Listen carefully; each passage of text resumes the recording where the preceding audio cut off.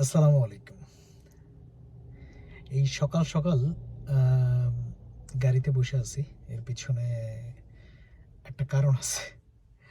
আমি আসলে মূলত আসছি হলো অফিসে। এখন বাজে হলো 7:26।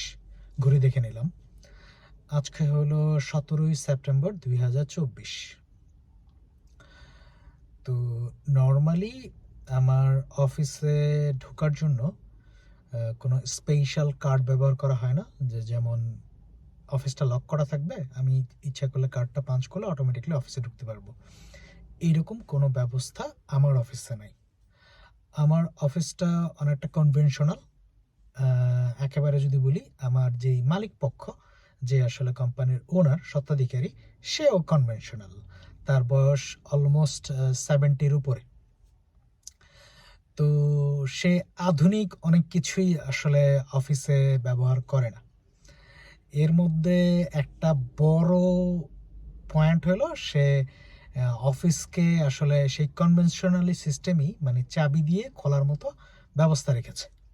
মানে যে কেউ ইচ্ছা করলে অফিসে ঢুকতে পারবে না যদি তার কাছে চাবি না থাকে। এবং এই চাবির মোটামুটি কয়েকটা স্তর আছে, যেমন মেইন গেট আছে, তারপরে হলো অফিসের মেইন বিল্ডিংয়ে ঢোকার জন্য চাবি আছে, তারপরে হলো ডিপার্টমেন্টে ঢোকার চাবি আছে। মানে তিনটা চাবি ক্রস করে তারপর আসলে অফিসে ঢুকতে হয়। তো নর্মালি যেটা হয়, যেই ব্যক্তিটা প্রতিদিন আমাদের অফিসটাকে ক্লিন করে, যে আসলে বলা হয় আর্লি বার্ড, সেই আর্লি বার্ড আজকে আসে নাই। সে তার একটা কোনো কাজে আসলে ব্যস্ত হয়ে পড়ছে। সরি, আমি দুঃখিত, সে আসলে কোনো কাজে ব্যস্ত হয়ে পড়ে নাই। মানে আমার আরও দুইটা কলিগ এখানে এসে দাঁড়ায় আছে সাইকেল নিয়ে। সে, তার গাড়িটা নষ্ট হয়ে গেছে, সেই জন্য সে আজকে সকালে আসতে পারেনি। সে আসবে, পরবর্তীতে এসে সে অফিসটা ক্লিন করে যাবে। তো নর্মালি সে আসলে মোটামুটি অফিসটা আগেই খোলা হয়ে যায়, তার আগে কেউ আসতেই পারে না। তার আগে আসতে হলে ডেফিনেটলি 4টা-5টার দিকে আসতে হবে, এই সময় কেউ আসবে না। মোটামুটি সে আসার পরে মোটামুটি অফিস খোলা থাকে। তো সে যখন ছুটিতে থাকে, বা তার কোনো যদি জরুরি কাজে থাকে, তাহলে হয়তো আরও কোনো কিছু মানুষ আসে। আনফর্চুনেটলি ওই মানুষগুলো আজকে আসবে না, মোটামুটি বলা চলে আর কি। না আসার পিছনে বড় কারণ হলো, তারা বিজনেস ট্রিপে ছিল, খুব টায়ার্ড, সেই জন্য তারা মোটামুটি 2-3 দিন ছুটি কাটাবে। তো এই জন্য আসলে আমি গাড়ির ভিতরে বসে আছি। গাড়ির ভিতরে বসে থাকার আরেকটা কারণ হলো আমার পার্সোনাল কারণ, সেটা হলো বাইরে প্রচণ্ড শীত। প্রচণ্ড শীত কেমন, জার্মানিতে আপনারা খুব ভালো করে জানেন যে গত 3 থেকে 4 দিন যাবৎ প্রচণ্ড শীত পড়তেছে কেন জানো। এবং আমি একটু অবাক হইলাম, জার্মানির প্রত্যেকটা জায়গায় এরকম আবার প্রচণ্ড শীত না। যেমন আমি যে জায়গাটায় এখন অবস্থান করতেছি, এই জায়গাটায় হলো 5 ডিগ্রি সেলসিয়াস। কিন্তু আমি আরেক জায়গায় খোঁজখবর নিয়েছি, সেটা হলো সেই জায়গায় 10 ডিগ্রি সেলসিয়াস। মানে টেম্পারেচার তারতম্য করতেছে। যেমন আজকে থেকে আগামী 1 সপ্তাহ আমি যে জায়গায় আছি সেইখানে মিনিমাম মোটামুটি মানে 19 ডিগ্রি সেলসিয়াস থাকবে। তো ওই যে শীতের কারণে মোটামুটি আমি একটু গাড়িতে বসে আছি। গাড়িতে বসলে ওই শীতটা একটু কম লাগে।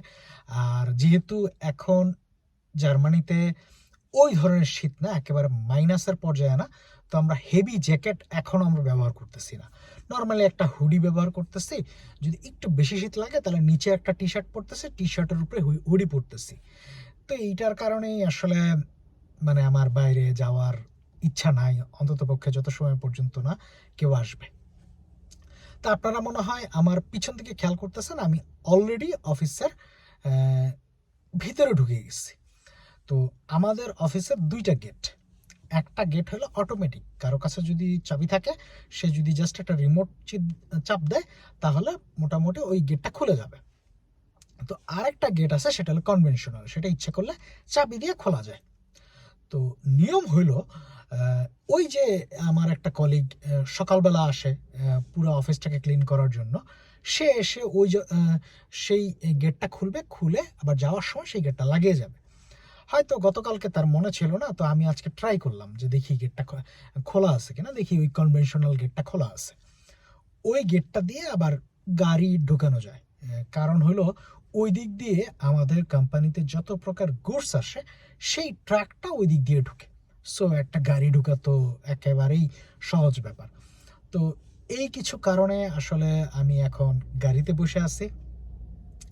তো গাড়িতে বসে একটা জিনিস আজকে একটু দেখলাম, মানে আমি ফেসবুক স্ক্রল করতেছিলাম, এই ভিডিওটা বানানোর আমার একেবারেই ইচ্ছে ছিল না। এই 5 মিনিট পরে আসলে আমি রিভেল করতেছি কেন আমি ভিডিওটা বানাইতেছি।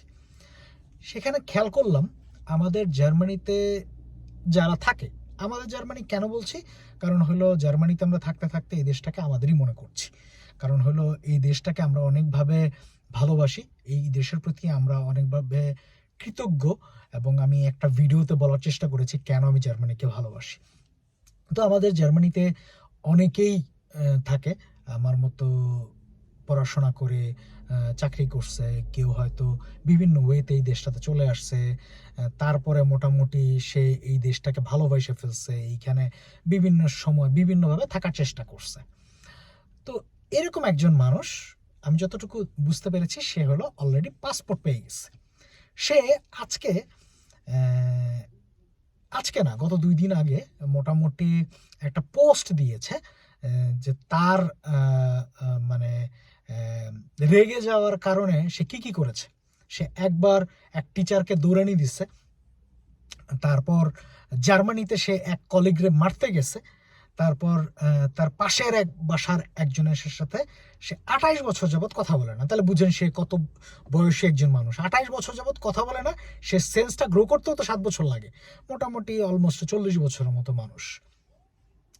দেখুন, এবং ওই ভাইটা আবার ইনফ্লুয়েন্সার, মোটামুটি অনেক ধরনের ইনফরমেশন দেয় সবাইকে যে তোমরা এইভাবে জার্মানিতে আসতে পারো, তার অনেক কিছু অনেক ইনফরমেটিভ, এটা ভালো কথা। কিন্তু এই যে ভাইটা একটা পোস্ট দিয়েছে, এই ভাইটা কিন্তু পোস্ট দেওয়ার সাহস পাইতো না যদি জার্মানিতে তার পাসপোর্ট না হইতো। কারণ জার্মানিতে পাসপোর্ট নেওয়ার জন্য এবং যদি রেসিডেন্সিয়াল পার্মানেন্ট রেসিডেন্ট কেউ নিতে চায়, তাকে ক্রিমিনাল রেকর্ড ক্লিন থাকতে হবে। আপনি কাউকে মারতে যাচ্ছেন বা কাউকে মারছেন, এইটা একটা ক্রিমিনাল রেকর্ডের মধ্যে পড়ে। এই ধরনের রেকর্ড যদি কারো থাকে, তার জার্মানির পাসপোর্ট পাওয়া থেকে শুরু করে পার্মানেন্ট রেসিডেন্ট পাওয়া খুব কষ্টকর হয়ে যাবে। ওই ভাইটা আসলে কি উত্তেজনায় আমি জানি, তাকে কেউ বাজে কমেন্টস করেছে, কারণ সে যেহেতু ইনফ্লুয়েন্সার, তার ফেসবুকে ইউটিউবে বিভিন্ন মানুষ বিভিন্নভাবে কমেন্টস করে, এমনকি আমার ভিডিওতেও অনেক কমেন্টস করে। তাই বলে এই ধরনের জিনিসগুলো প্রমোট করতে হবে, এইটা আসলে আমি একান্তই পক্ষপাতী না।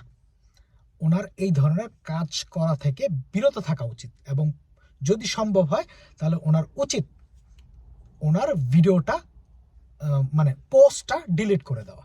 কারণ একটা জিনিস দেখেন, গত কিছুদিন যাবৎ জার্মানিতে বিভিন্ন জায়গায় আমাদের আরবীয় ভাইগুলা জার্মানদের বিভিন্নভাবে অ্যাটাক করছে, এবং এই ধরনের অ্যাটাক মোটামুটি জার্মানদেরকে একত্র করছে, আমাদের মতো যারা বাহিরের মানুষ এসে জার্মানিতে বসবাস করতেছে তাদেরকে বের করে দেওয়ার জন্য। সো তার একটা পোস্টে অনুপ্রাণিত হয়ে যদি কেউ এই ধরনের অ্যাটাক করে, তাহলে আসলে একান্তই ভালো কিছু হবে না।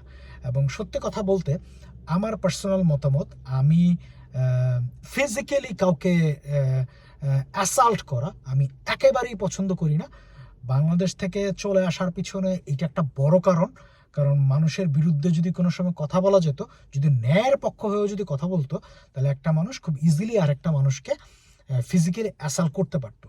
আমি যখন ছোট ছিলাম তখন হয়তো মারামারি করেছি, যেটা আসলে একেবারেই নিতান্ত আসলে অসাবধানতাবশত এবং আমার জ্ঞানের বাইরে। কিন্তু যখন আস্তে আস্তে আসলে বুঝতে শুরু করেছি, তখন মনে হয়েছে যে এই ধরনের মানুষকে শারীরিকভাবে অ্যাসাল্ট করা খুবই খারাপ জিনিস। এবং আমি আপনাদেরকে একটা গ্যারান্টি দিয়ে কথা বলতে পারি, সেটা হলো জার্মানিতে যদি কেউ ফিজিক্যালি কাউকে অ্যাটাক করে, এইটা আসলে বড় একটা অপরাধ হিসেবে ধরা হয়, এবং এর বিরুদ্ধে জার্মান কমিউনিটি দাঁড়িয়ে যেতে সময় লাগবে না। সো আপনারা যারা ওই ভাইয়ের ভিডিও দেখেন, তারা ভালো কিছু নেন, কারণ সে অনেক ভালো ভালো কিছু বলে, কিন্তু এই ধরনের খারাপ যদি কিছু প্রমোট করে, তাকে আপনারা শক্ত শক্তভাবে তাকে দমন করুন, আর যদি দরকার হয় তাকে রিপোর্ট করুন, কারণ এই ধরনের কোনো কাজ ভালো কিছু বয়ে আনবে না। আর আমি এই ভিডিওটা বানিয়েছি কেন, কারণ হলো সে একজন বাংলাদেশি, সে আজকে জার্মানির পাসপোর্ট পাইতে পারে, জার্মান হয়ে যেতে পারে, কিন্তু সে জন্মগত জার্মান না। তার কাজের ইম্প্যাক্ট ভবিষ্যতে আমাদের বাংলাদেশিদের উপরে পড়বে। সো আল্লাহ হাফেজ, কারণ আমার একটা কলিগ চলে এসেছে, আমার এখন অফিসে যেতে হবে। আল্লাহ হাফেজ।